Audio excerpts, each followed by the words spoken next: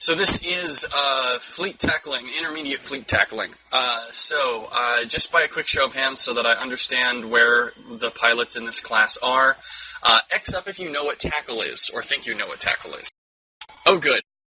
Now, X up if you think you know, and give an answer. X up and give an answer if you think you know the difference between tackle and fleet tackle. Guillome is the first person to offer an answer. He thinks that it's how long you expect to survive. That's a clever answer, but that's not actually the answer I'm looking for, although there are some differences in that. Bashir gets a little bit closer. He says a fleet tackle is the primary tackle to hold a target till the fleet arrives to take over. That is correct. But the main difference between that type of tackle and any other type of tackle, Eggshot gets it. Fleet tackle does not need to worry about DPS and should prioritize survivability. There's something you need to prioritize above survivability. Let's see. Yeah, and Irun really gets it. The general holding down ability versus the specialized role of the boat. Fleet tackle is not necessarily hero tackle, as Ademus suggests.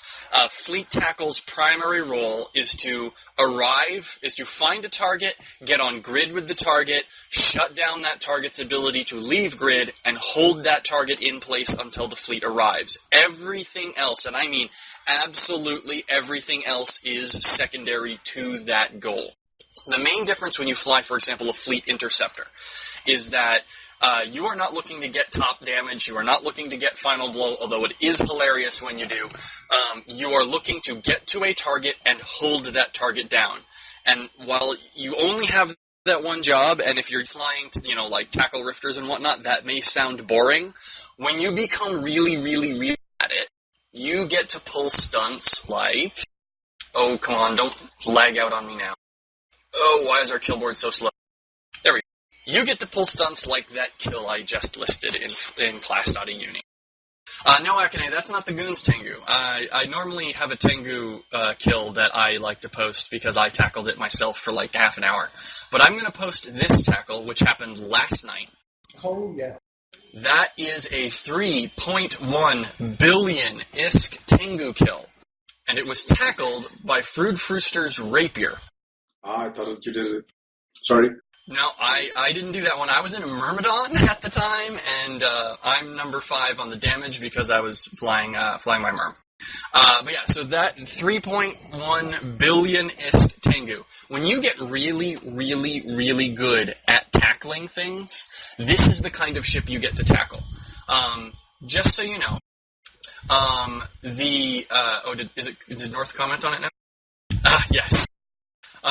So what you need to understand about this Tengu is that this Tengu is an oversized afterburner kiting fit Tengu. It is the hardest ship in the game to tackle, and it killed a hell of a lot of tackle frigates that were trying to get a hold of it. So what this class is all about is going to take you from the tackle rifter that puts, that joins with 20 other tackle rifters and piles a whole bunch of points onto the primary, and gets you to the point where, well, you aren't necessarily going to be able to fly the ships that will be able to tackle this thing. You will understand what sorts of things it takes to tackle them. You'll understand how you can contribute to that objective, and so on and so forth. So, that is the goal of this class. Now, I would like you guys to X up in class.E-UNI if you believe you know the difference between tackle and heavy tackle.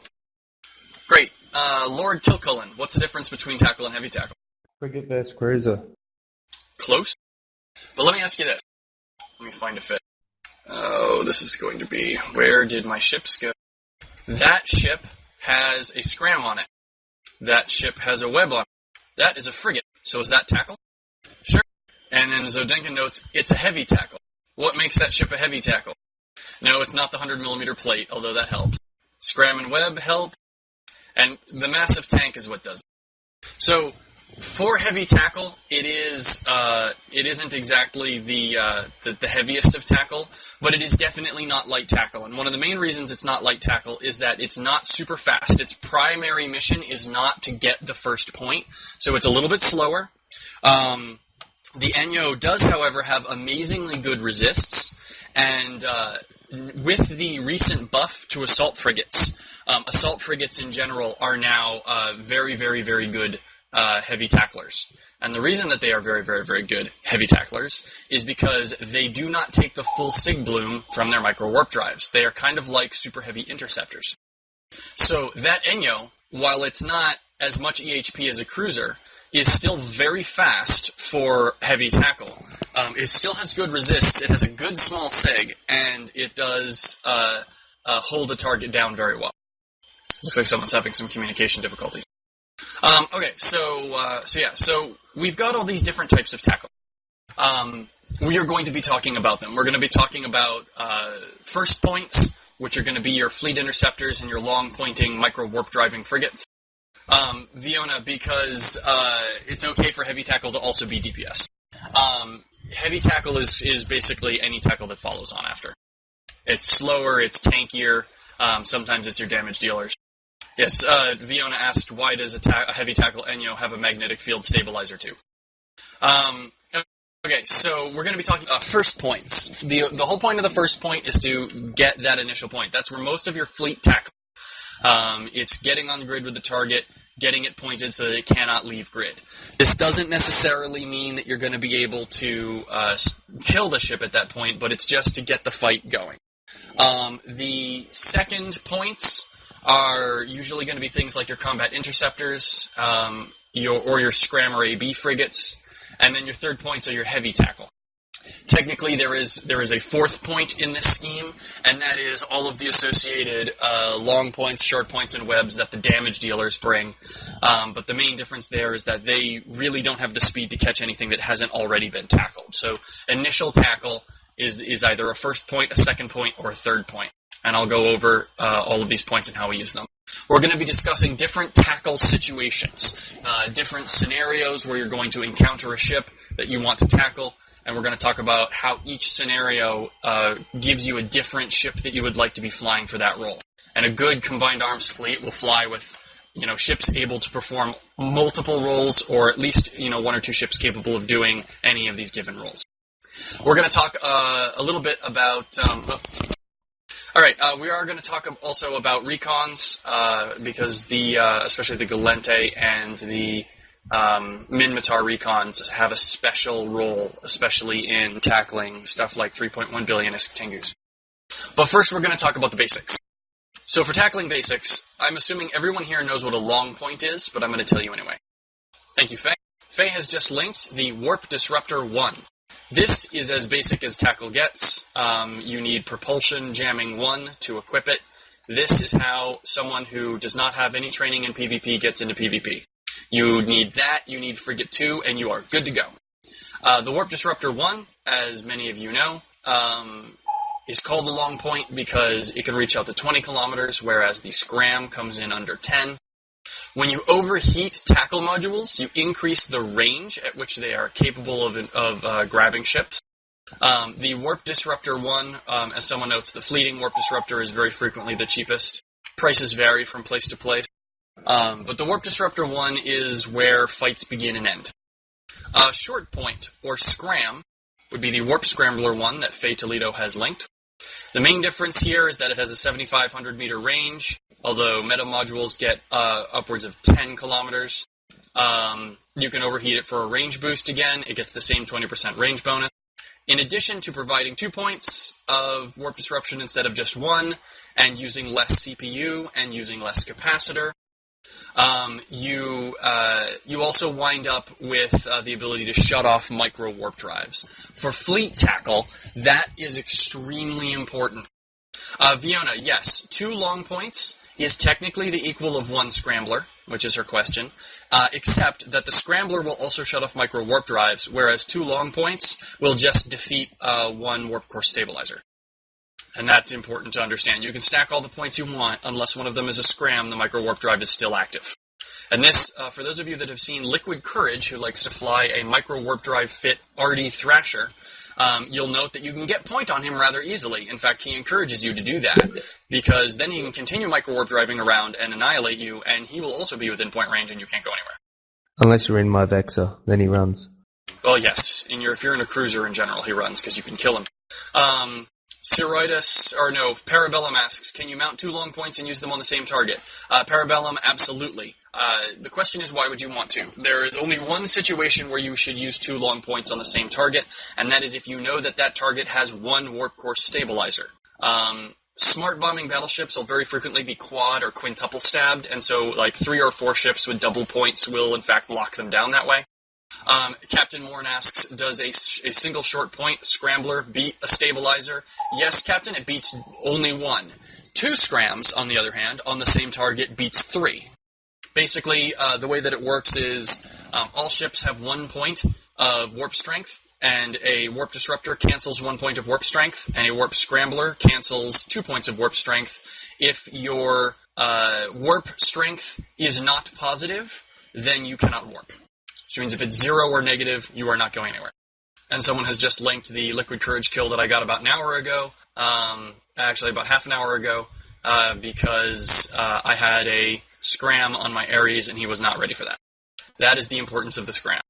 And yeah, as someone notes, warp core stabilizers kill your sensors. So the only people that fit them are people that really want to avoid a fight, or smart bombers because they don't ever get a target lock anyway, they don't care. Okay, so the long point and the short point are things that everyone who has ever flown a tackle frigate understands. But there is another piece of tackle equipment that is becoming more important than long points and scrams and is less present in uni fleets. And this is something I really wanted to talk about today. Stasis Web of Fire 1, as a couple of people predicted. Uncle Donald bubbles are not intermediate tackling, that is advanced tackling, and I'm not going to cover that here. The Stasis Web of Fire does not prevent a ship from going to warp. It does not shut down micro warp drives. It does not shut down afterburners. What it does is it cuts a ship's velocity in half, or a little bit more than half with the Tech 2. I believe you get 60% reduction. As Carl Timonen notes, it actually helps them get to warp. It's a little bit complicated how this happens, but it's important that tacklers understand this mechanism.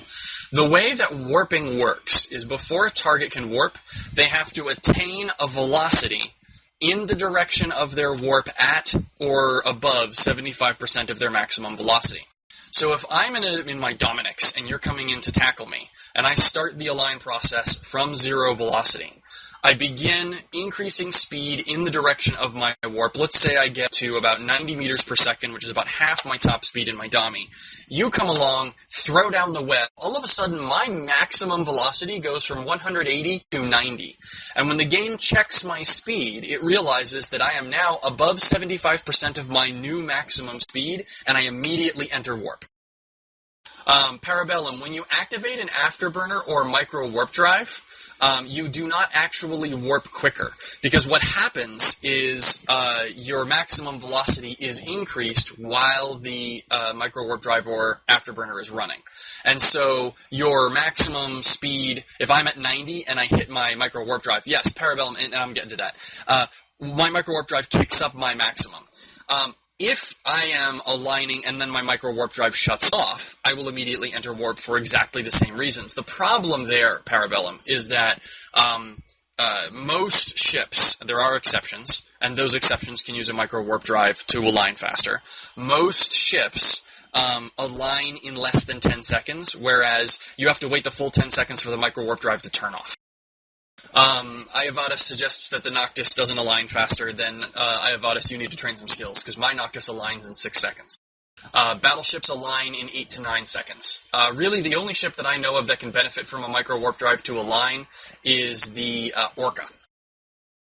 Those Rokes that are aligning in 15 seconds, is that from 0 or is that from a given velocity? Because aligning from 0 is a very different animal than aligning from moving. And aligning from moving, a micro warp drive will in fact harm you more than it will help you, because it'll pump out a bunch of speed in the wrong direction. But in any case, wow, that is a crazy, crazy Roke fit then. Yeah, so that Roke could benefit from micro warp drives. It would cut 2.7 seconds off of its align time. That's fine. But this is why it's important that you do not web anything that does not have point. But here we have a dilemma. So, I am flying in an afterburner Fit Tengu. You are coming up to me, and you put a point on me. What happens? Right, I fly away, I burn out of range, you lose point, or you keep up with me, and the fleet is never able to get into range. So what happens if you put a scram on me, which is how you slow ship down, right? Right, it doesn't work. Scram shuts off micro warp drives, but if I'm an afterburner fit Tengu, Tengu doesn't care. Your scram is basically just a lower capacitor point. You do not slow me down. So you need to web me, but you can't web me because it'll make me go to warp faster.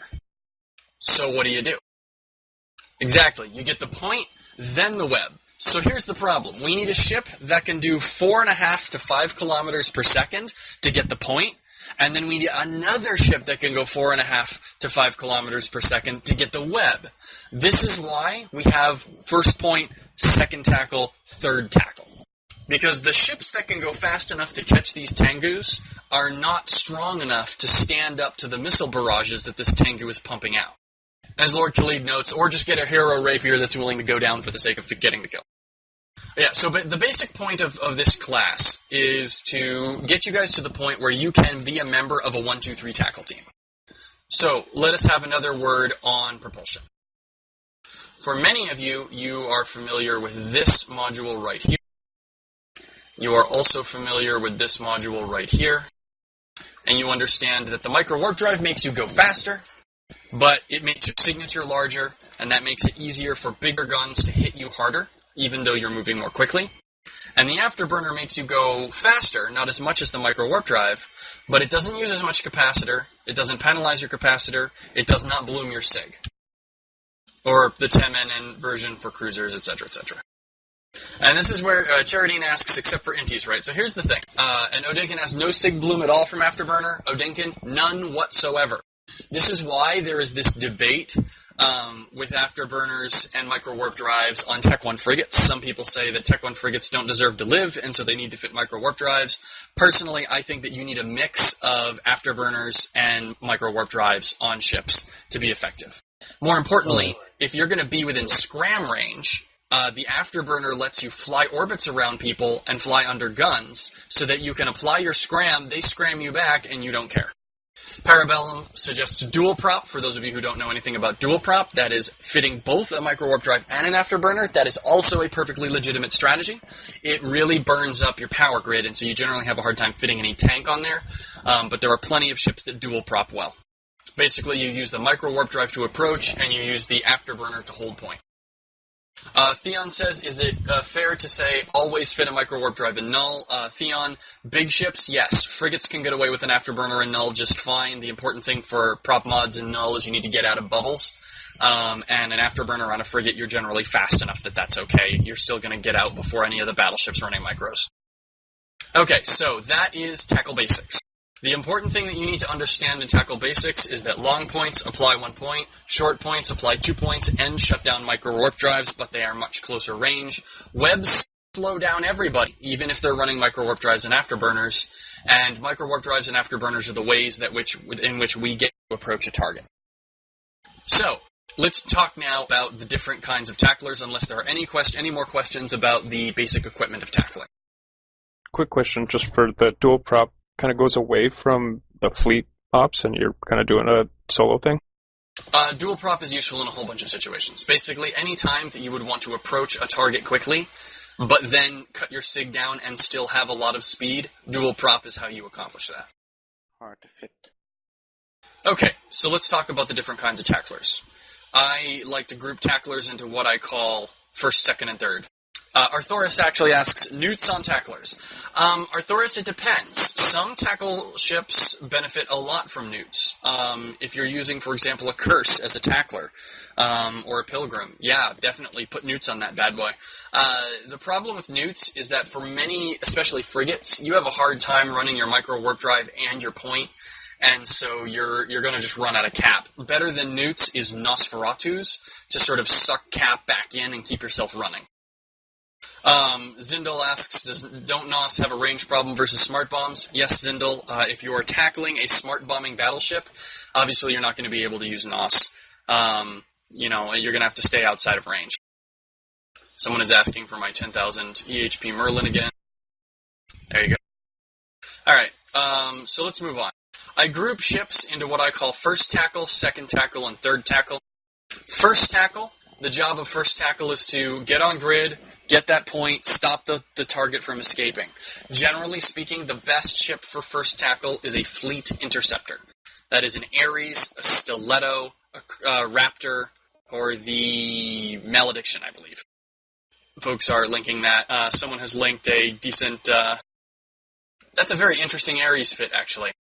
I don't care for that fit myself. I prefer tank on mine, but if you really want to fly a Scram Web Ares, to be honest, Fleet Tackle is going to look more like this. Serratus, yes, the Scram plus Web and then 125mm rails is fine. So here's the thing. Fleet Tackle's job is not for Fleet Tackle's job is not to apply damage to the target. So the question about using scrams and webs and then railguns, especially low tracking railguns like the 125s, is because he's worried about being able to hit a target that he's orbiting that close that fast. Those railguns are not there for the purpose of shooting the target. They're there for shooting the target's drones, because the only threat to an interceptor is the Warrior 2.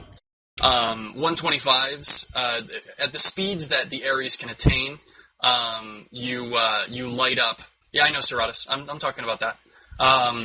At the speeds that you can orbit, you leave Warrior 2s in the dust, and so you just shoot 125s behind you. Actually, it does. Warrior 2s will catch an interceptor, especially an interceptor that's holding point, because you can't really achieve your full flank speed. And they will eventually wear you down. And that particular Ares fit with the Scram and Web has no tank, so Warrior 2s will make short work of it. My medium shield extender fit will go down to Warrior 2s in about 6 minutes, unless I use my railguns and rockets in order to shoot them down. And then there are, in fact, nasty drone boats out there that have all kinds of horrible speed. So the interceptor's worst enemy is small drones. Avienda asks about web drones. Web drones are not a problem, because web drones absolutely suck, especially the light drones. CCP is clearly, not actually trying to use these things. The web drones will reduce your speed by, 10-15% if they launch a full wing of 5 of them. And while losing 500 meters per second sucks, it's not fatal, and then you can kill the webbing drones. So drones are a problem for all fleet interceptors. So the Fleet Interceptors are the Ares, Malediction, Raptor, and Stiletto. Of them, the Ares is generally considered to be the fastest and best fleet tackler. The Stiletto is considered to be one of the most unique and useful of the interceptors because of its 4th mid slot. The Malediction is a really tiny SIG and really good at tanking some stuff, but it's not quite as fast. And the Raptor is generally considered to be a total piece of crap. However, the Raptor is absolutely superb at killing drones. Serratus, 5 minutes of tanking isn't necessarily sufficient. Maybe I will link the Tengu that I had to hold for half an hour. But yeah, it took us a long time to get that freaking Tengu down. Ice Force has linked a Tristan fit that he wants to know what I think of for fleet tackle. And the answer is, that looks like a decent second tackle to me. Someone has linked an Incursus fit with some electron blasters, a scrambler, and a web, and a micro warp drive. Again, that looks like a decent second tackle. Jarvan, the Raptor, if I'm remembering my bonuses correctly, and I'm going to click on it now and double check. Yeah, get some decent railgun bonuses, and it can fit 3 railguns. And so the Raptor, once the Raptor is kiting those drones, it can just light them up. It's fantastic for that. Wow, there's a Raptor with a core probe launcher. I'm really not sure what that's doing there. There's really no reason for interceptors to launch probes. Anyway, we can talk about fits later. For now, the important thing to understand is that first tackle involves a micro warp drive, always, on a frigate hull, and a long point. The whole point of first tackle is not to stop the target from moving. The point of first tackle is to stop the target from entering warp. The nice thing about interceptors like the Ares is that they can put on 5,000 meters per second. Nothing heavier than a frigate is capable of that unless it has completely gimped itself. I believe someone found out that you can make a Cinnable do 11,000 meters per second, but frankly, it's a giant flaming waste of time to do so because you can't do anything else with it, except maybe epic bumping. So really anything that you'd want to tackle is going to be slower than you, and that is super huge and important. But it's not good enough to stop the Tengu. Because the Tengu goes, okay, you've got a point on me, I'm going to start shooting missiles at you, and you're eventually going to die. You can also, if you don't have a fleet interceptor, get this job done with any frigate that has a long point and a micro warp drive and focuses on speed. I like the fast frigates for this, which is the Condor, the Executioner, the Slasher, and the Atron. Fast frigates I like for this role because, frankly, you're gonna die if you're not doing this in an interceptor, so you might as well make the boat pretty cheap, and you can fit out a first tackle fast frigate for less than 100,000 ISK. The Tormentor is not actually a fast frigate, but yeah, you can get them up pretty speedy. And Garrus notes the Vigil. The Vigil is the exception to the fast frigate rule because it's an electronic warfare frigate, but because it's Minmatar, it goes really fast. I think it's the fastest Tech 1 frigate in the game, and it's awesome. I'm sorry about the mic. So yeah. Seiza asks about spiraling or go directly in for the sake of the fleet.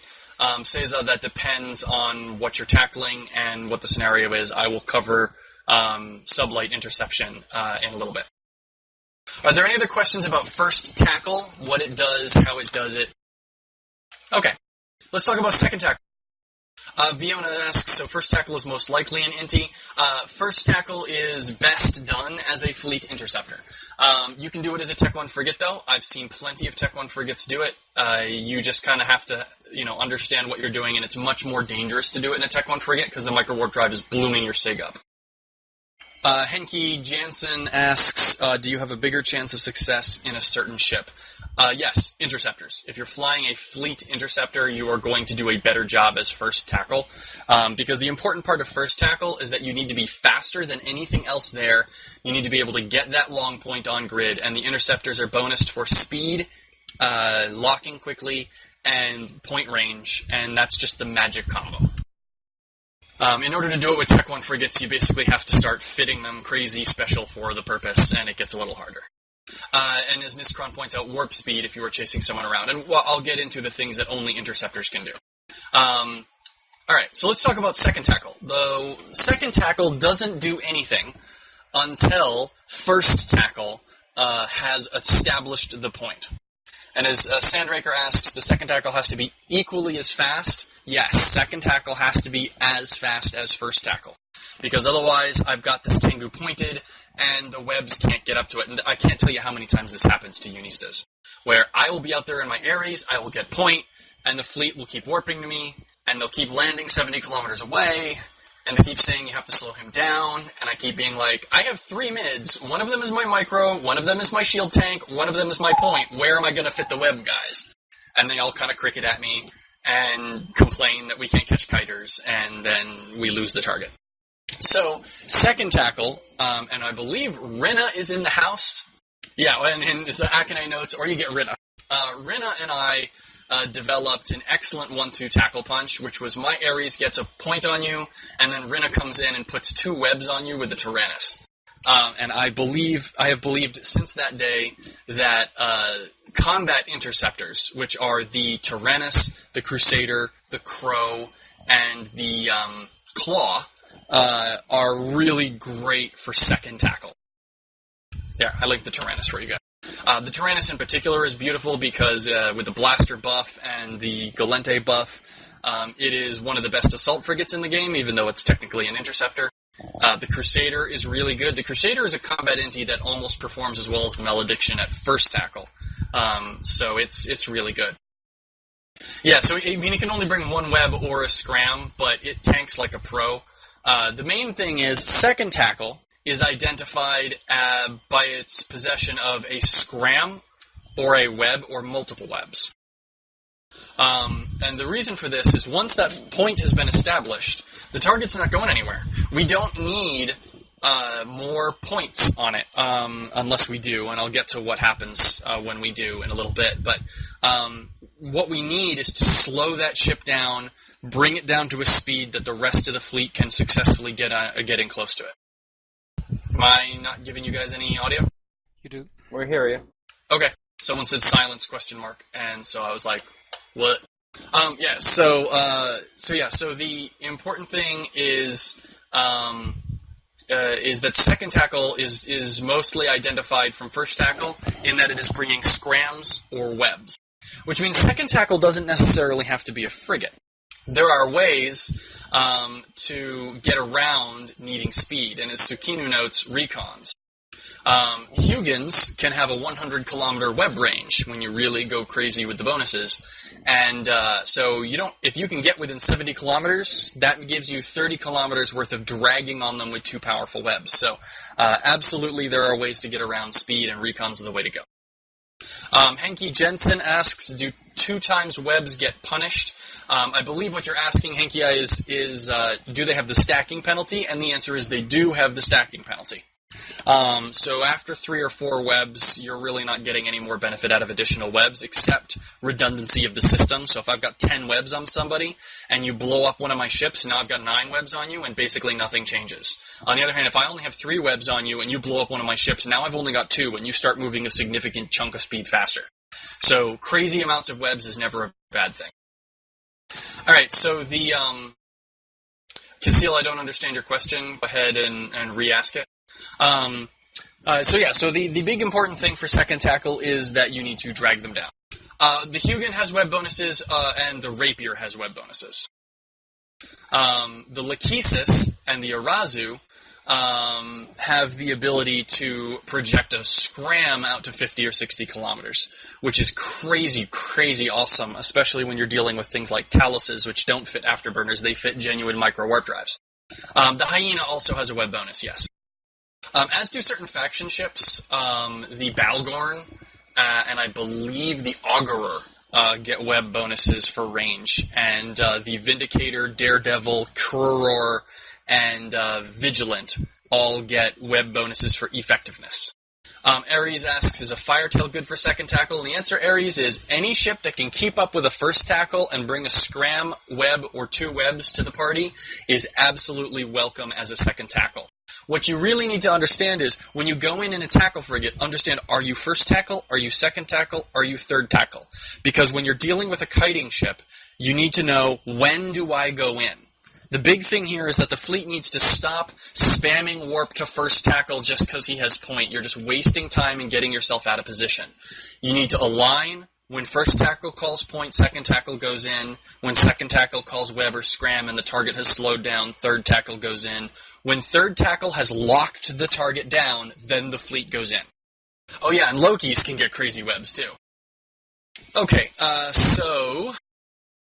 Mythagonian asks, does second tackle go in at the same time as first or after first calls point? The answer, Myth, is after first calls point.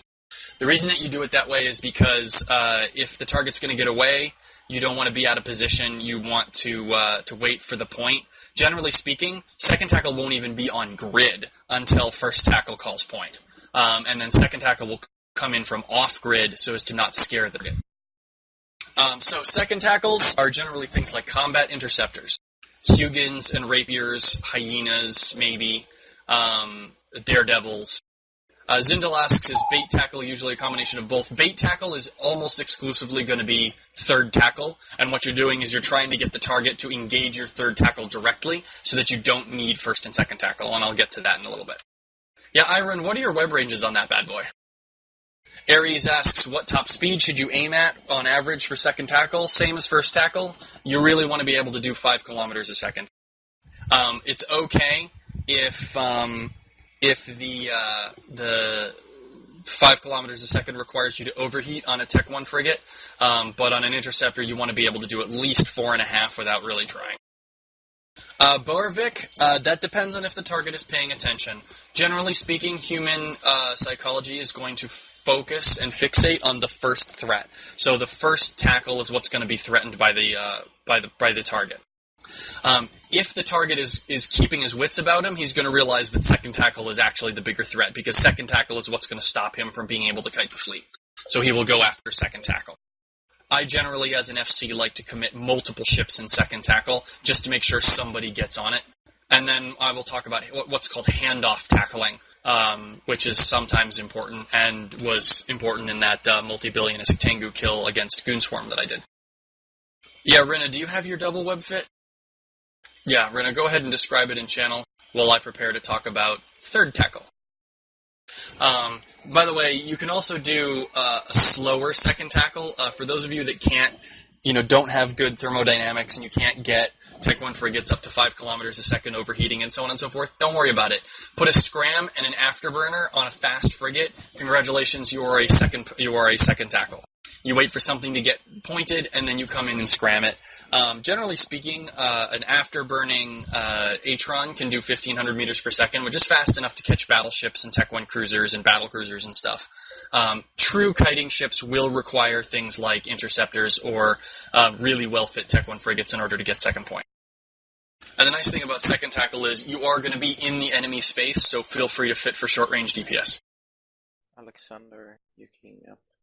Garnasha Corvita says, ugh, I feel slow. Don't worry about it, Garnasha. Speed is relative. What you need to understand about the afterburner fit stuff is you're still going to be faster than most big, heavy ships, and so you're still useful in most fleet situations. It's only kiters who focus on pure speed that you're going to have trouble getting after, and they've spent a lot of skill points into those ships, so it's going to be, you're going to need some decent skill points to go after them. That said, flying interceptors is a hell of a lot of fun. I do like the tracking disruptor on that Merlin Posh Dodger, by the way. Someone complains that you're a little light on tank, and it's true, you are. But I do like the tracking disruptors that you can get under people's guns. Limidoral asks, what if you use a Falcon for tackling? Do you still have free slots for ECM? Limidoral, don't use a Falcon for tackling. Falcons are extremely expensive. They're cloaky. They're ECM boats. They should be used for ECM, not tackle. There aren't many ships that I'll say don't put points on, but the Falcon is one of them. Garnasha, you say that, but I bet you Drakes have no problem lighting you up. Oh, yes, sir. Missiles hit me. Yeah, and missiles are the bane of tackle ships, really, because they're small, they're fast, and turret disruption doesn't get them to go away. Alright, so now let's talk about third tackle. Third tackle, also known as heavy tackle, is there once the target has been pointed so that it can't warp off, and scrammed and webbed so that it can't go very fast, then you bring in the heavy tackle. Heavy tackle has traditionally been a role served by Tech 1 cruisers, such as my brick tackle racks. Someone else linked basically the same fit. The nice thing about the brick tackle racks is that it has 37,000 HP. You can get it to 41 if you really want to. It's crazy, crazy tanked. And so someone has suggested that Caracol could be heavy tackle. Sure, it's not quite as heavy as the thorax fits that have been linked, but yeah, they are in fact they are useful as heavy tackle. Vexers, Maulers, and Moas are beautiful heavy tackle. So if you fly Caldari and you want to be heavy tackle, yeah, take a Moa. Ashen, I am going to try to update the wiki at some point. For me, it's a matter of time. I barely have time to prep and teach these classes, what with all my other responsibilities. But yeah. But yeah, so heavy tackle Moas are great because unlike the Mauler, they actually align and get to warp very quickly. Whereas the Mauler tends to be a little pokey at times. I don't have a Moa fit. Well, maybe I do. Let me check. It occurs to me that I have so many fits that I don't use. I do not have a Moa fit. I have several in my EFT. Stabbers do make good heavy tackle. The thing about the Stabber is that they aren't so much with the heavy as they are with the tackle because they are basically frigates. They're overgrown frigates, so they move very, very, very quickly, which makes them brilliant for tackling kiters because they're beefier than frigates, and they can do a decent job. Someone has a double web stiletto. Absolutely, that looks like it would do a perfect job at its role. Heavy assault cruisers are brilliant for heavy tackle because, as Avienda notes, they've got this crazy tank on them, and the Deimos in particular is just insanely speedy with a micro warp drive, especially if you can get boosted. So yeah, heavy interdictors, it should come as no surprise, are fantastic heavy tackle. They come with an Infinipoint. They come with just redonkulous tank. You can web the hell out of them, and it's just brilliant. The hard part really is getting the target slowed down long enough that heavy tackle can get on grid. Jarvan notes that he'd worry about a Deimos coming after him just because of the DPS. Yeah, that's fair. Someone has linked a stabber that looks like a perfectly fine heavy tackle. I would actually drop the capacitor battery unless you have a hard time running that micro warp drive. Bowerwick, no, infinite point in that it applies 99 points of warp disruption, so even if you have 98 warp core stabilizers in all of your 98 low slots, you are not going anywhere. When a heavy interdictor points you, you are just pointed, period. No warp for you. Well, yes, but for anything out of the null sec Arthoris, he has to have the script on it. And it also works on supercaps. That Bellicose is a reasonable heavy tackle. I've seen Iron use it to great success. So yeah, basically you guys get the idea. The reason that we use tackle cruisers, by the way, is because they're cheap, and tackle is supposed to be cheap and disposable, but also they can still be very fast. Stabbers, Bellicose, and MOAs, and Thoraxes in particular can get very, very quick. And you need to be quick because although second tackle has slowed the target with 2 webs, that means that it's gone from 5,000 meters per second to 1,000 meters per second. Now we really need to get like crazy amounts of webs on it and start applying damage. So heavy tackle then needs to get in and get on top of this thing. Once third tackle, so Captain Morin, the theory of third tackle is the target has been pointed, the target has been slowed, but the first and second tackle are very fragile. Now we need to put something big, meaty, and with some grip on top of the target to hold it there. So third tackle is the end of the 1, 2, 3 tackle chain, lands, slows down the target in a very permanent fashion, and is tanky enough to shrug it off. This is why Maulers are great, except for the speed, but you can, work around that. Actually, Augurers would be nice too because they get a hit point pool total, which means you don't need to plate them as much, and you can put resists on them. Only 2 mids, which means you're basically a micro warp drive and a web, but that's still useful. The prophecy, if you can get it up to speed, but yeah, as someone notes, that prophecy doesn't actually have any prop mods on. Certainly, any hack can do it. Assault frigates are really, really good third tackle because in addition to providing a really good tanking, both speed and resist, and Iron has linked an Enyo that does a good job, they can put out some considerable DPS, and they're quite speedy. So the fastest of the fast, you can pile assault frigates on as third tackle and the fleet. So that is the theory of third tackle. Are there any questions about first, second, third tackle, or what's different between them? And no fourth tackle? I'm having trouble understanding you over mumble. Can you go ahead and talk in class.E-UNI? Charadine asks, what's most important for third tackle, warp, disruption, or web? Charadine, the most important thing is actually dependent on the target. If the target is micro warp drive fit, the scram is the most important thing. If the target is oversized afterburner fit, the web is the most important thing. Mythogonin, generally, third tackle will have a scram and a web, or a long point and a web. Sometimes they'll be double webbed, depending on the target, but somebody needs to be keeping point on that, so at least one third tackle needs a point. Garnasha asks, no fourth tackle? No, Garnasha, there is no fourth tackle. By the time you have been able to drop heavily tanked cruisers onto your target, that target is done tackled. Sandraker says, so if the second tackle is using 2 webs, I assume the only prop mod is going to be micro warp drive, and in that case you have no room for shield extenders, so second tackles usually end up really squishy. Sandraker, you can ask Rinna, but yes, generally they will be squishy. Generally they will also be armor tanked, so a single web Crusader is a perfectly legitimate ship to use here. Someone says, can you do a walkthrough overview now tying in 1, 2, and 3 tackle and the timing of each, please? Ashton, I will later. I'm going to get to various tackle scenarios and how you use them. Someone suggests that fourth tackle should be what you use against pod. Actually, pod killers are a form of first tackle. Arthoris has a question about Instalock Thrashers or Instalock Thrashers accessories. Yeah, go ahead and ask. That Merlin looks like a perfectly good second tackle. As does, actually, that Merlin with the 2 sensor boosters and the 3 targeting subcontrollers, that's actually a first tackle.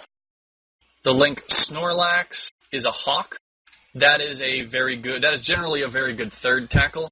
And sure enough, Scram Web, Assault Frigate with Micro Warp Drive. Yeah, that's a good third tackle. I like the tracking disruptor on that. You may want to drop the second AM screen reinforcer. Oh no, because that's right, Caldari resists. Yeah, that's fine. The inevitable question. I covered this in my Interceptors class, but Kinnis asks, is it worth using Defender missiles on tackle fits for going against missile ships? The answer is absolutely. It makes me cry that I can't shove my rocket launcher full of Defender missiles, because I used to be able to hold Tengus for half an hour, and now I can hold them for all of 2 minutes. But yes, Defender missiles allow you to hold Drakes and Tengus longer. They are very important for holding missile ships. Coriolis has linked a Rifter fit. That is a good second tackle. It's not gonna be used against kiting ships, but you'll be able to grab big stuff that's been pointed initially. Yes, Arthoris, as I said, that is a good pod-locking Merlin. Yeah, Tabala, the light missile launchers on the Hawk are great for defender work. Okay, so we now know about tackle equipment. We know about how to fit our ships for various tackle roles. Yes, Eggshot, it should be second tackle because it's afterburner fit. It's not going to be fast enough to get first point. No worries, you're not interrupting. You're asking a question. That's what E-Uni classes are for. Chaos asks, what rigs do I suggest for second tackling Merlin? You could use polycarbs. They make you go faster and turn tighter at the cost of armor, which you don't really care about. Most likely, yes, sorry if I missed this, but Tech 3 cruisers for tackle. Most likely, yes, you can use Tech 3 cruisers for tackle. They make great third tackle. They make decent second tackle. You can technically use them for first tackle if they get really fast. Holy crap, you're space rich, and you could probably do a better job at a DPS role. But yeah, you can fly Tech 3 as tackle. They'll probably scare most targets off. Garnasha says, no micro warp drive for third. It depends on what you're flying, Garnasha. For assault frigates and cruisers, yeah, you do need to have a micro warp drive on. Because you're going to need to be able to catch up to a ship that's super fast, and micro warp drives are kind of critical for that. I don't understand your question. You say no micro warp drive, right-facing arrow pointing at third. Implies. So no micro warp drive actually, to me, implies second tackle. Because the only time you're going to need really good third tackle is against a kiter. But yeah, you could also have a heavy tackle with no micro warp drive. At that point, what makes you third tackle is the fact that you're a cruiser. But at that point, really, you're kind of the DPS tackle. You're not really a dedicated tackle ship without a micro warp drive, unless you're a frigate, and a fast frigate at that. Casil asks, if your first point is a disruptor on a fast ship, a non-micro warp drive second tackle would never catch it. Casil, if it's a kiting ship, like the Oracles, the Tornadoes, the Taloses, and so on, correct, you will never catch it without a micro warp drive. However, if it's just a standard, rupture that jumps into a fleet, someone runs out and gets point on it, an afterburner frigate can in fact get up there and get second tackle on it, and can hold second tackle better than a lot of other stuff can, because it'll be within scram range and its afterburner will serve it well. So second tackle is kind of situational, but against kiting ships, yeah, you need the micro warp drive to catch it, and usually you're going to need an interceptor. And I think that's what Borovik's confusion is as well. If you are flying a frigate with an afterburner, you are not first tackle because you're not going to be fast enough, and you're also not going to be successful second tackle against a kiting ship. You are going to be second tackle against battleships, Tech 1 cruisers, battle cruisers, things that aren't going to be moving super quickly. If you're dual prop, Coriolis asks, what about having an AB and a micro warp drive? Then you are a dual prop. You could be a fine second or first tackle. It depends on what tackle module you're fitting. If you have a long point and your dual prop, then you are first tackle. If you have a scram and a dual prop, then you are second tackle. Yeah, so that Rifter then could be first tackle. Yep, and that Tyrannus that does 5k meters per second with the double web is a beautiful second tackle. It's basically purpose-built to stop an oversized afterburner Tengu in its tracks. Okay, so now we know about our roles. We know about how to fit for those roles, presumably. So here's the question. How do we use them? And that depends on what kind of tackle situation you find yourself in. So there's 6 different scenarios that I would like to discuss. The first is a situation that is very common in Uni. Someone will get point or a warp in, and the fleet will be warped to an enemy fleet. And at that point, the fleet commander is going to start calling primaries. Let me tell you what currently happens a lot when we do this right now. What happens is the FC calls a primary. Let's say, primary is Guillaume, Renard, and a Myrmidon. The fleet lands on 7 guys. Guillaume, Renard, and the Myrmidon immediately has 50 points put on him, 25 webs, all of the DPS. He burns down in 10 seconds, and everyone else warps away. What went wrong? Need to share the love. Right. There's no points. Niskron says nothing went wrong. Guillaume is dead. I feel the love. So the key here is to spread points, or as Zindal suggests, perhaps point by alphabet. There's 2 ways to spread points. So a good FC, when he lands, will say something like this. And when the FC says spread all the tackle, then if that's all that the FC says, then what you need to do is find an enemy who has a letter close to your name in the alphabet and point them. Go out, do your first point job, do your second point job, do whatever tackle job you can, okay? If, however, you get told, I want points on primary this, secondary that, tertiary that, and you'll hear me as an FC do this a lot, then you're not spreading points by alphabet, you are spreading points by call. What that means is, when you get point on a target, you go on Mumble and you say, point, Abaddon, Steve. I blame Alan Ara for putting Steve in my head. So if you are following me and you hear me go on Mumble and say, point, Abaddon, Steve, you know that the Abaddon, piloted by Steve, is already pointed. You do not need to point it. Even if you got your point on there before I called it, I have called dibs on that Abaddon. Get your point off that Abaddon. Go get point on something else. When you do, call out on Mumble that you've got point. Don't argue. Don't fuss about it. If someone has called that something is pointed, it's your job to go after them. This isn't about pride. This isn't about being the one that got the tackle on your favorite ship. This is about killing every single target there. So don't worry about it. Once you've tackled something, by the way, you're on that kill mail, so please shoot the primary if you can. If you call and someone else calls the same Garnasha, then, both of you stay on it, whoever said it first. Resolve it like you would resolve any other confusion. If Mumble isn't terribly busy, repeat your call. If someone repeats a situation and you didn't, let them have it, move on, go tackle something else. Yeah, Rochambeau for it while in the middle of a fleet fight. That sounds like a great idea. So if you get some calls clashing, and it's going to happen, you just kind of got to listen to your teammates and do what you can to contribute to the team. So spreading by alphabet is different because you're not going to bother calling it out. The assumption is that there's too much to tackle, or there's so many tacklers that everything's just going to get tackled. By the way, my name starts with a G, so if I don't see a target with a G, then I look for an E, an F, an H, or an I. If I don't see that, I just grab the guy next to me, because there's only so much time I'm going to spend trying to figure out what the closest letters in the alphabet are. So if you're not within 3 letters of the guy, just grab something. It doesn't even matter. But for the love of all that is holy, please do not grab the primary. The damage dealers are going to grab the primary, or some interceptor is going to do that job. Go ahead and grab something else if you're flying a tackle frigate. If you are flying DPS, please tackle the primary and the secondary if you can, because it's very important that they don't get away. Gecko asks, what do you do when you use the Cyrillic alphabet? The answer, Gecko, is panic and just grab the nearest target. If you're in a fleet interceptor, by the way, grab the farthest target that you can. Charadine, actually, the situation I'm talking about right now, the moment of enemy contact, is the fleet warping into, for example, a gate camp, or jumping into a gate camp is another good situation where this will happen.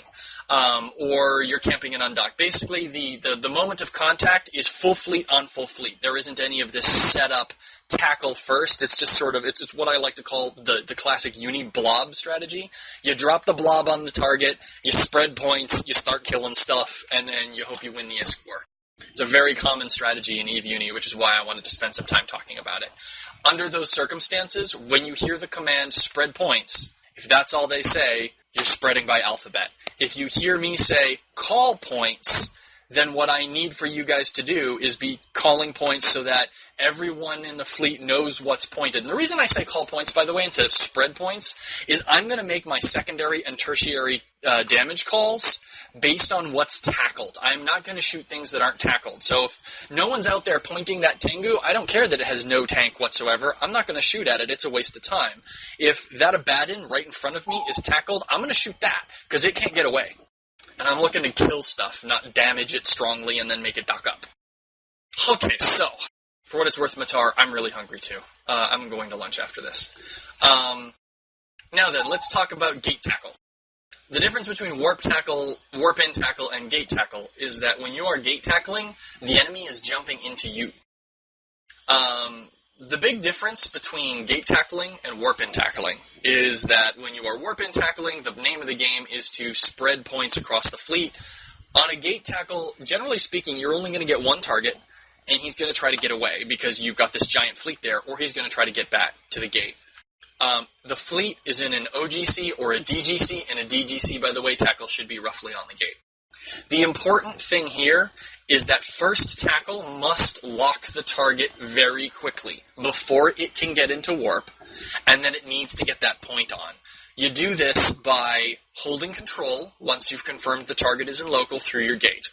This freezes your overview. Anyone else appearing on your grid is going to appear at the bottom of your overview. You move your mouse down to the bottom while holding control, and you wait for him to appear. The moment he appears, because you're holding control, you have that's the shortcut for lock. You double-click on the flashy thing that appears, and the moment you get that pew, pew, pew, pew, pew sound, which means that you are establishing your target lock, you hit F1. By the way, you have moved your point to F1, and your point is overheated.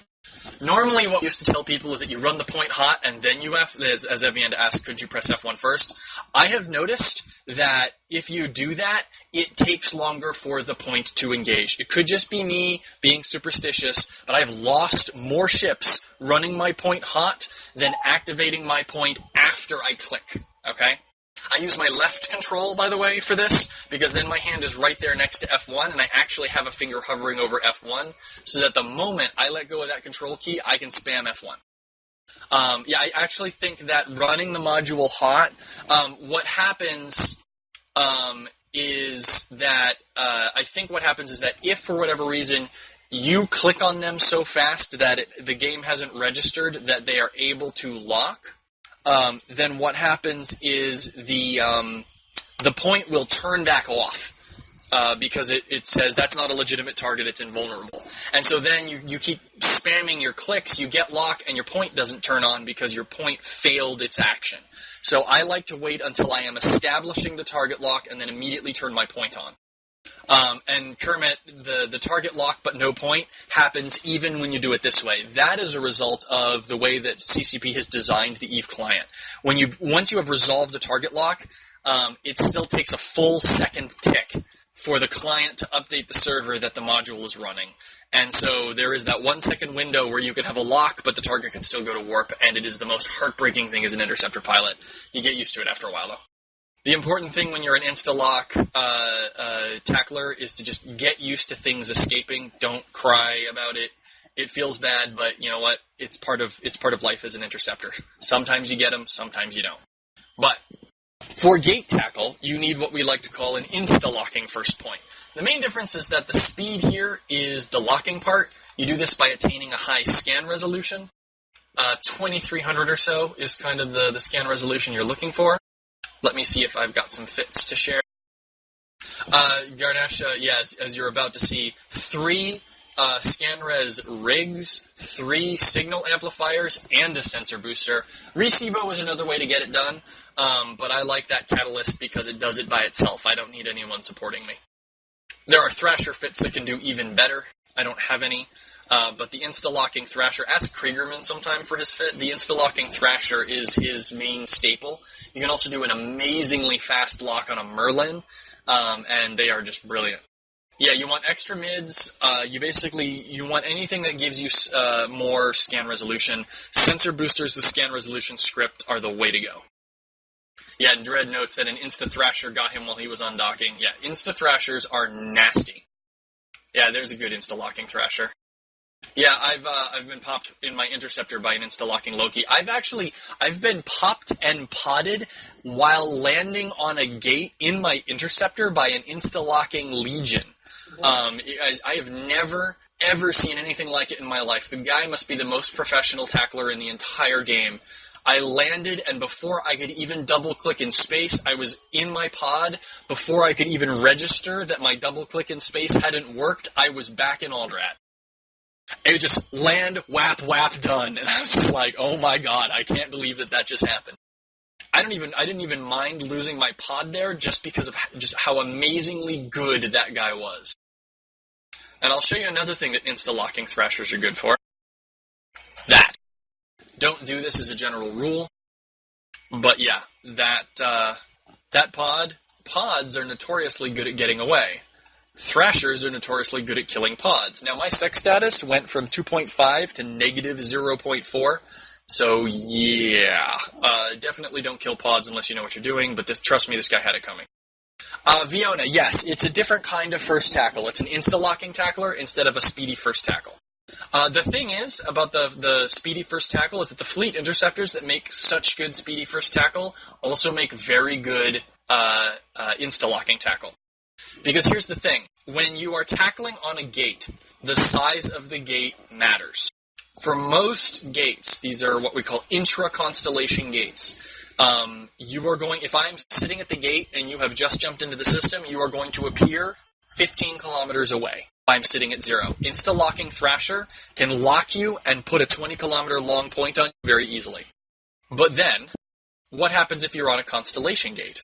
If you're on a constellation gate, they're going to appear at 25 to 30 kilometers away, depending on the race of the gate.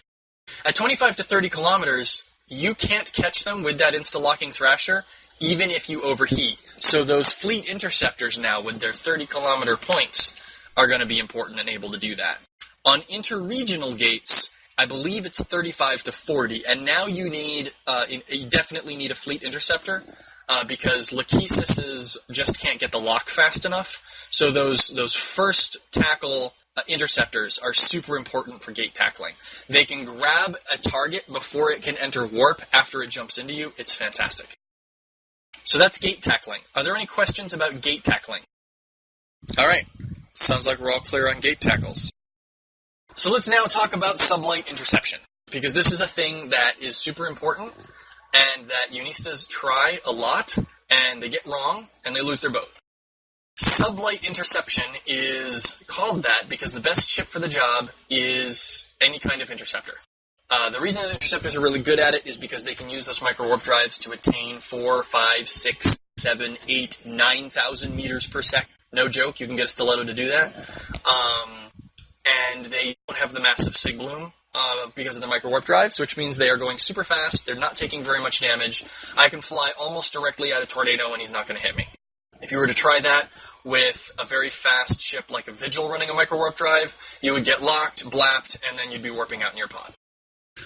It's not necessarily impossible to intercept at sublight with the Tech 1 frigate, but it is very dangerous and you do really need to know what you're doing.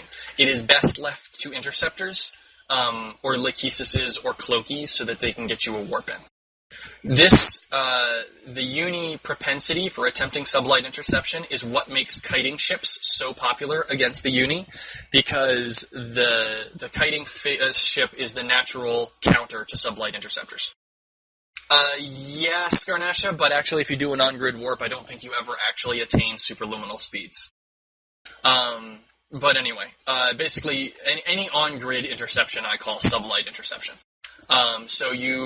This is extremely high risk versus kiting ships, because they're going to move very quickly away, which means your actual speed of closing is slower, and you're in what's called a stern chase scenario. In a stern chase, your transversal is very low, and that means that those RD tornadoes and those beam oracles and those heavy missile tengus can just lob all kinds of fire down at you, and you're just going to walk right into it. I have Addis, you're keying up. Do you have a question? I'll take that as a no. So the basic objective of sublight interception, and this is where the 1-2-3 system comes in and is important, is you need to get to the target and get a point on it so that it cannot go anywhere. Garnasha, I don't know if you can punt while using a prototype cloak, but you could always just drop the cloak and go for it. Oh, you can punt. Brilliant. Yeah, that's a great punt. Yeah, that's fantastic. Generally speaking, you don't want to punt onto kiters because you'll wind up landing in exactly their kill zone. Punt. So for those of you who don't know what punting is when you launch combat probes, even though you know where the target is, it's right there on grid with you, you put the person who's probing into the fleet command position. This gives them access to the warp fleet command, and once they've got a lock onto the target, they have the ability to warp the entire fleet to that probe lock. So they don't have to, warp there, and then the target maybe moves. They can just immediately throw the fleet into warp at the target. It works really great with Interceptor. Enter warp so quickly that most targets can get caught with their pants down, and by the time the target realizes they've been punted, they're pointed, and they're going nowhere. And if you do it really well, you can get first and second tackle onto the target all at once, and I just closed class. Alright, got it back. Let's try to close the correct window. There we go. So I lost all your questions because I just closed the class window. It's back. So punting is extremely useful and an important part of a tackler's repertoire. A tackler will never punt. A tackler will be punted. Alright, so sublight interception, the big thing that you need to understand is it's all about chasing. You need to do what you can to maintain high transversal. So this is when you spiral in. There are a number of great guides on YouTube for spiraling in. I recommend you look them up. But basically, you want to approach the target at an oblique... Sorry. I'm trying to keep cool and lecture you guys, and it's hard. You want to move quickly to the target, get point, and then once you have point, presumably the target has been kiting out some range, and so the target is now far enough away from the fleet that you can be warped to. It's extremely dangerous to do sublight interception within 150 kilometers. Sometimes you have to, and in that case, the fleet bounces to you. Once you get point, then second tackle will go in and slow it down, and then the fleet can come in and kill it. Sometimes you need to bring third tackle in, and I'll talk about when you need third tackle in a little bit. So that's sublight interception. Are there any questions about intercepting people who are on grid? E-UNI, they are the same thing. It's just that transversal in this case is being measured in angular velocity, which is radians per second. So for interceptor pilots and for anyone who wants to fly tackle in a dedicated fashion, I absolutely strongly encourage you to have angular velocity as a column on your overview. That is measuring radians per second, which is exactly the same thing that the gunnery formula uses. And so you create good angular by getting good transversal. Hallman asks, spiral even versus missile boats? No. If it's a Drake or a Tengu, charge straight at them. The important thing for missile boats is you want to keep your SIG small and your speed high. Nothing you can do about the SIG, so get that speed up as fast as you can. And by the way, there is a transversal velocity column. Don't put it in. Tsukino, you spiral by approaching the target indirectly. Instead of going straight at the target, I will click about 15 to 20 degrees to the left or right or above or below the target, and then I will be moving towards them, but I will be also putting up some transversal. And that means that the gunnery formula is now working for me rather than against me. And using micro-warp drives, unless you're an assault frigate or interceptor, is always dangerous when you are attempting to get there.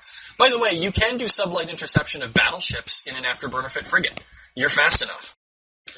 You can not use your micro-warp drive against missiles, but then you're not going to be going as fast, and so sometimes you just have no choice but to punch the micro-warp drive and go straight at the target. The good news for missiles is that once you attain that maximum velocity, the micro-warp drive's speed versus signature bloom is basically a wash. Thank you, Etienne. Etienne has linked the Agony video on tracking and spiraling. That you should consider that recommended reading for this class. Tsukino says if you tracking disrupt the target, you could try and micro-warp drive to the target before they get lock. Yes, sensor damping, you can try to damp them down, and that will limit their range, so you can get in closer before they establish lock. Scan res damping only works if they've been jammed first. Once they start the locking process, scan res damping won't make it take longer because the game has already been queried as to their scan res. But if you can get the scan res damping on them before they can start the lock process, it'll take them forever to lock you in a frigate, so you're good to go. Okay. Yeah, the micro warp drive really makes your frigate huge, and you'll take battlecruiser grade damage, so you just get popped by stuff.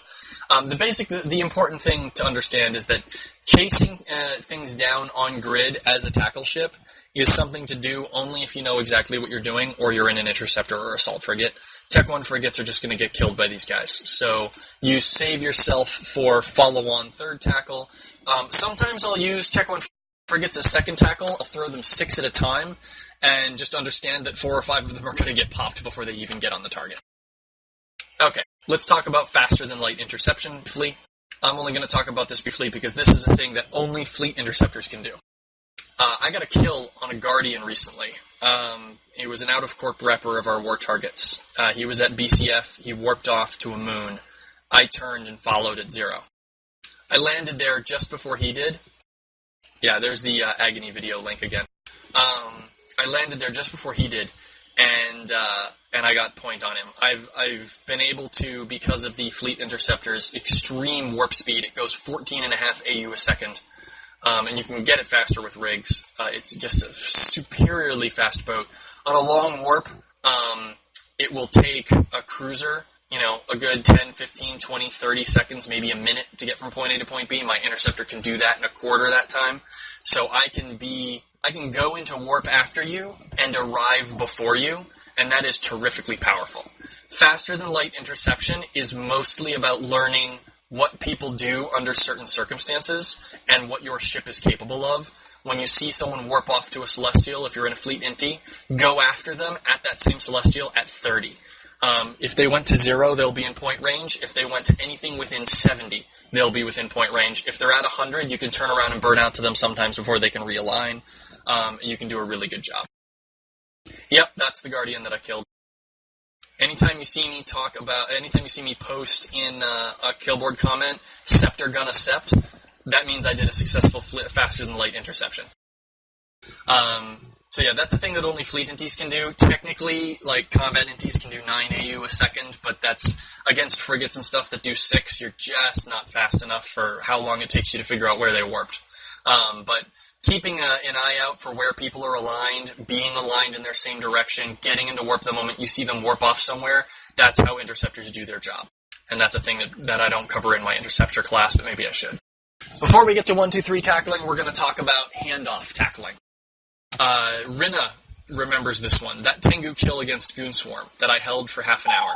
I actually took a break in the middle of tackling it. I got point on the Tengu, held it for about 12 minutes, and then after I got point on that Tengu for 12 minutes, he'd been spamming me with missiles. By the way, he's using the wrong missile.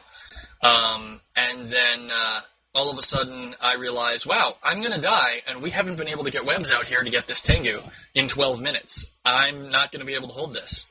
Right about that point, I believe it was Rina announced that Rina had a point, and that's when I realized that interceptors can work together.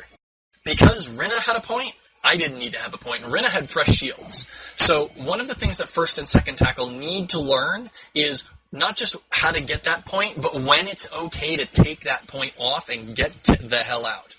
The GTFO moment for interceptors comes pretty quickly, and if you make the decision at the wrong time, you're going to lose your ship.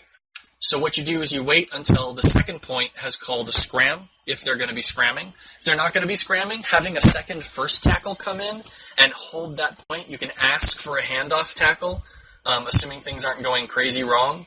So if you're with multiple interceptors or you are a first tackle frigate, it's okay to go in there and try to get points. Yes, that's that Tengu. That Tengu was great. It's okay to go in there and try and get points. If for no other reason, then you can release the first tackle from his responsibility. And first tacklers, I know you want to be on the kill mail. Don't worry about it. You got point. You're on the kill mail. That ship, even if you jump out of system, you're on that kill mail. That ship has to create a session change timer to get you off that kill mail. So as long as that ship goes down, you're okay. Oh, yeah, Rina. It was Hong Hu that I handed off to. You were busy reshipping into your double web Ranus. So I let go of my point, waited my 60-second aggression timer, docked up, got a fresh change of shields, came back out, took point back from Hong Hu, who about that point I think needed to dock up. And so two interceptors can keep passing off to each other like this. It's very powerful. Handoff tackling is how you hold kiters while you are waiting for the fleet to get a second tackle. So if you're in a bad position and you need to, and you hear about someone, who's holding a ship but the fleet can't do anything, consider doing what you can to get in for handoff tackling. Slinny says, random question, why don't you just send like 10 to 20 tacklers in and tell them to all warp, disrupt, scramble, and then once it's clear they can't warp, just tell everyone to web them? Slinny, the answer is sometimes you don't have 10 or 20 tacklers. Sometimes you just got the one fleet interceptor or the one Atron pilot. Sometimes you've got a target you don't want to spook, so you need one guy to get on that grid, chase him down, get point, and then show your hand. Sometimes, in the case of interceptors, the fleet's 2 jumps away, and you just don't have the local ability to do that. Sometimes, though, 10 to 20 tacklers just getting sent in ahead of the fleet is exactly what happens, and in that case, you do... Where'd it go? Right, I lost it because I closed fleet. In the case where you're just spamming 10 or 20 tacklers onto the target in order to grab stuff, you do that.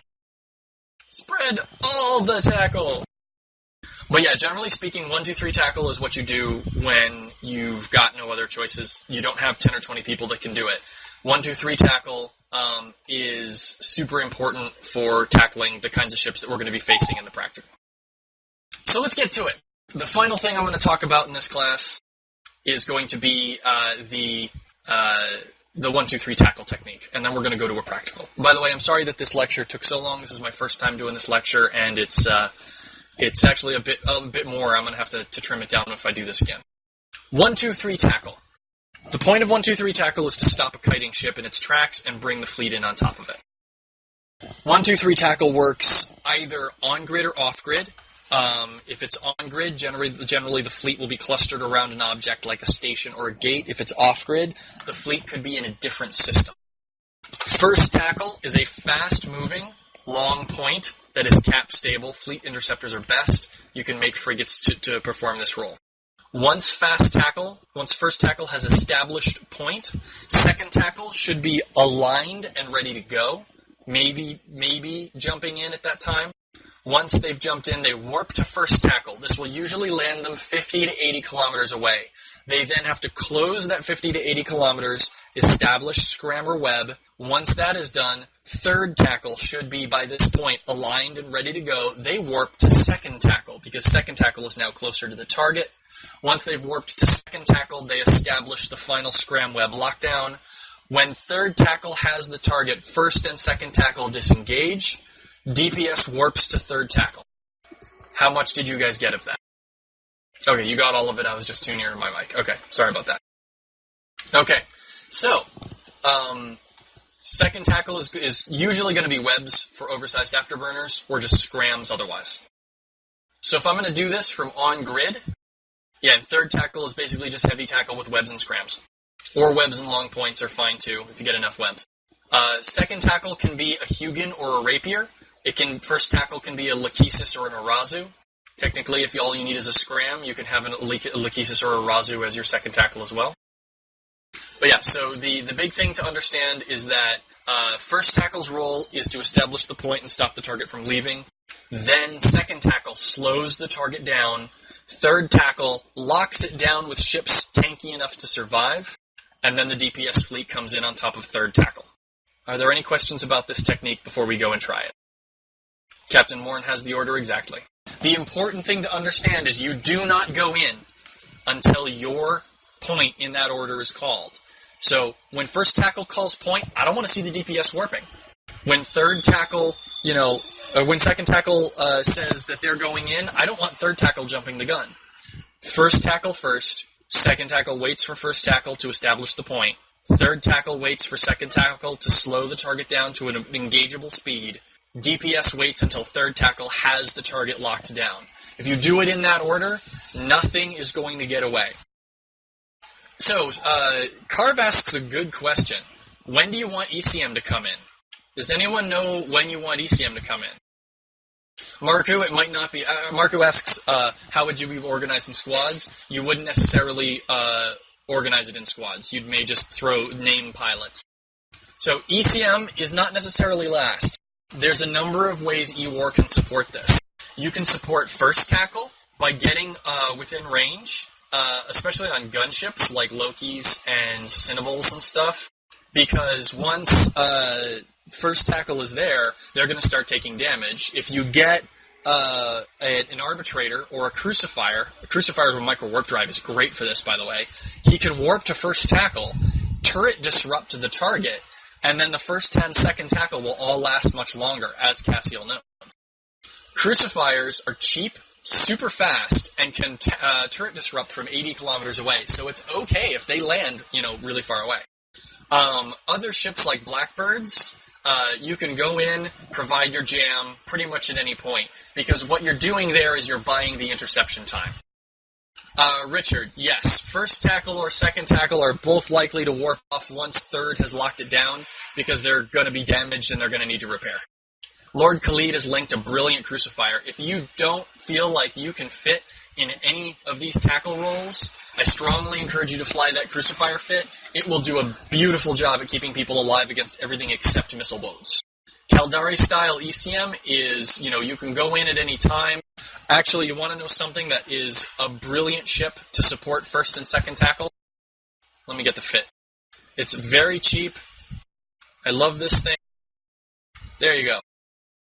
There is nothing an interceptor loves more than receiving a pulse of shield rep in the middle of a tackle. And you can do that out to 50 kilometers. So against all but the fastest of the fast, you can warp to the target. You can warp to the interceptor. You'll land a good distance away, but the interceptor will come back around in its orbit, lock it, pump that one or two shield pulses out there. You just bought him 3 more minutes.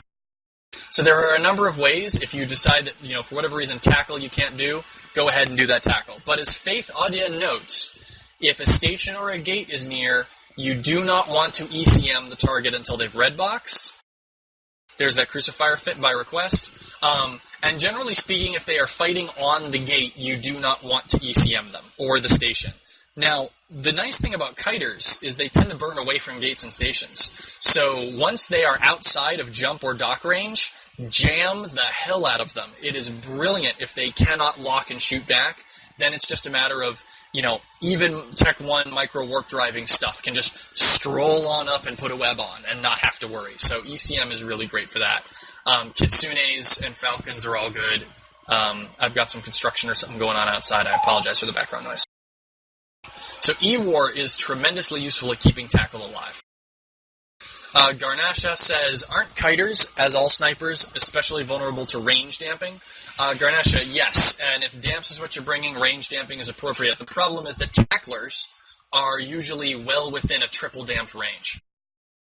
But damps and ECM works really well together, because you can jam and then scan res damp, and then it takes them forever to relock, and yeah, a Griffin can hold damn near anything perma-jammed if it's got good Celestis support. Yeah, and that's another great crucifier. Only problem I have with that crucifier is it's a little slow to keep up with kiters, but, any little bit helps. I like micro warp drive crucifiers. Even a crucifier, if you have cap trouble, micro warp drive 1 turret disruptor and a cap injector, and just keep stuffing cap in as long as you can, because the important thing is that you keep the tacklers alive until the fleet gets there. Okay, so you guys want to get outside and try some of this stuff? Gecko asks, what is the best range to stay at for tacklers? Gecko, that depends on what you're flying. Experience will teach you that. Fleet interceptors, 17 to 20 is a good orbit range, because you are staying within your long point part. Scrams, you obviously have to be closer. Scrams and webs, you got to be within 10 kilometers. So you might as well just get right up in their face and try to create as much angular as you can. For heavy tackle, you want to be able to hold them, and whatever that takes. Yeah, Zindel, I'll fish around for some fits and put them on the forums. Yes, Garnasha, I would actually prefer a NOS rather than a Newt, but to be honest, you're not going to be in range to use either. Anyway. No, we're not going to melt any faces off. We're just going to practice tackling. I have a couple of pilots who are willing to fly afterburner fit stabbers. They're flying with battleship afterburners, so they are not going to respond to your scrams. And so we're gonna get some practice tackling them, which is a thing that we're gonna need for the war. So those of you who are in Aldrat, Undock, undock, undock, and get to the POS. When I see how many people there are at the POS, we'll work from there. Guillaume, would you like a video of this? I can stream this thing and record it. Yeah, if someone wants to fraps this class, this part, or the practical part of the class, go for it. Okay, give me a second, I'll set it up. Okay, we are going to have to make some changes to our overview in order for this to make sense and not be just spammed like crazy. Oh dear lord, that's a lot of people. Okay, yeah, we'll see how we do on that. So we just got to get some fleets set up and then make some changes to our overviews. I'm going to go ahead and form the fleet in class, I guess. Alright, I'm probably going to regret this, but let's go ahead and... Actually, you know what? I know how I'm going to do this. Put an X in class.E-UNI if you are first tackle. Or actually, you know what? That's not going to work. That's going to be too many. This window's too small. Alright, hang on. I'm going to do it differently. First tackle just needs to be as fast as you can possibly go. Oh, I didn't talk about overheating, but that's okay. X in class.E-UNI if you don't know how to overheat and or you don't think you can. Generally speaking, dedicated tackle needs to overheat. Alright, you overheat by holding shift and clicking on a module. You do need thermodynamics trained in order to do that. Yeah, and don't move inside the POS. So for those of you without the ability to do 4 or 5 kilometers a second, you may find yourself having to just watch and be the folks representing the DPS part of the fleet. I am linking in class.E-UNI the link for the video. Okay, tackling practical, fleet is there. Well, hang on, stop clicking, stop clicking. Oh god, what have I done? I'm rejecting all of you, stop clicking. Okay, first tackle, click that link. Why is it still popping join requests in?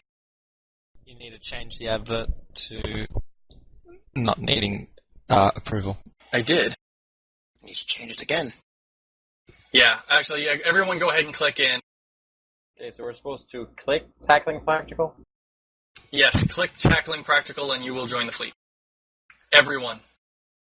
Okay, I may separate this by wings, and I may have wings move into various mumble channels. I'll need volunteers to lead wings. You don't need anything other than the willingness to give commands to your friends. Okay, so for those of you who have joined the fleet, I need you to go into your overview settings under filter, under states, to select pilot has excellent standing, pilot has good standing, and you need to select pilot is in your alliance, pilot is in your corporation, but not pilot is in your fleet. When you are set up correctly, you should see on your overview Cecilia Gazardiel, Sandraker Scum, Jarvin Zadi, and Jack Aylin. You should not see anyone else. Go ahead and put an X in class if you are having difficulty. Confirming. Put an X on excellent standing, good standing, pilot is in your corporation, correct? Yes, pilot is in your corporation, pilot is in your alliance, excellent standing, and good standing, but not pilot is in your fleet. You should see 4 pilots with green stars, and then in space around you, you'll note there's a lot of purple, but that purple isn't showing up on your overview.